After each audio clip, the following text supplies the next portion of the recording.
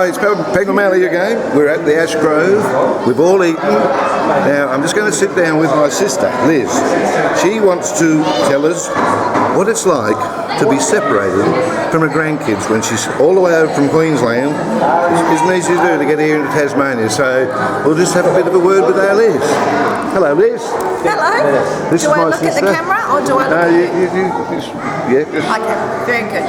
Yes, so I was just saying to my brother that I've got 5 grandchildren and they're all over Australia, and so it's really hard in COVID to get to see them.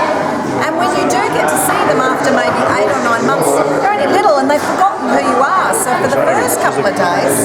Excuse me. For the first couple of days, you have to build the relationship up again with them, and that's really hard. It's actually quite sad. Right. You've got 2 of your grandchildren here today. Yes. Yeah, who are they? Well, that's a tricky question.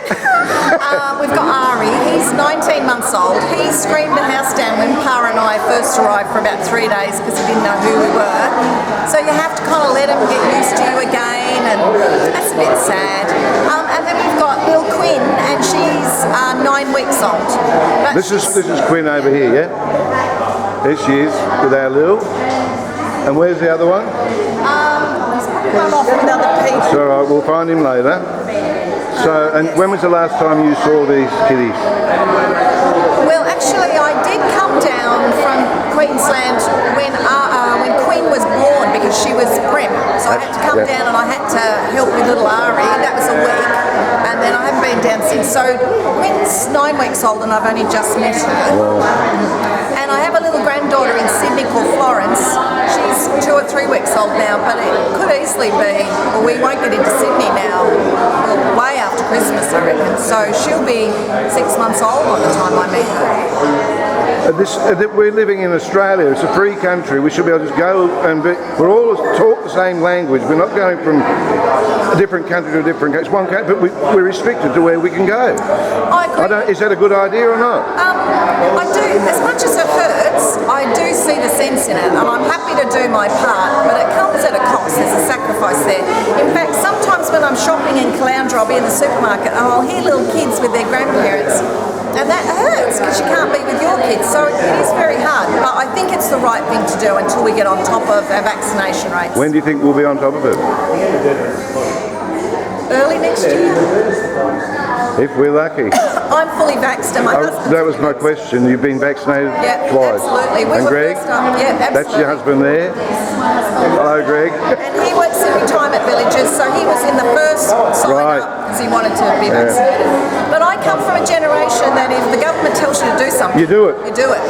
We had our polio drops, we had our vaccinations at school, and when the girls started getting the cervical cancer vaccines, I was a bit miffed because I was too old to get it, but I wanted it, so Yeah.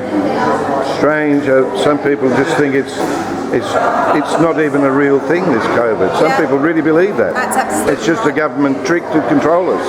I think society today questions a lot more, and I think there's something good about that. I think they should question, but they don't. They question maybe a bit too much. I mean, we have to rely on the experts. That's right. Yep, quite so. All right. So how long are you going back tomorrow? We're going back tomorrow. We've had a week.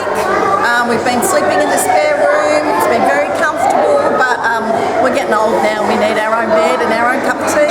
So it'd be nice to get back, and it's been cold, but it's been lovely. So it's a nice day today, though. It's about 14 to 15 degrees. And the fields are so green. Absolutely. I haven't seen it this green in years, so it's been really lovely.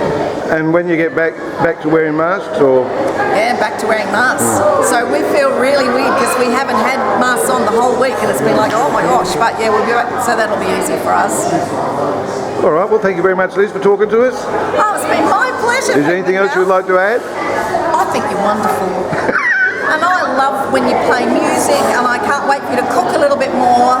I'm going to make a jelly next. A jelly? A special jelly. So, will you put carrot in it? Do you remember in the 80s we used to do jelly and we'd put vegetables in the jelly? That was a very 80s. I don't know where you come from. I never did that. You've been with me when we've had carrot jelly. No. I will make a lime jelly, and I'll show you how to do that. A really good lime jelly.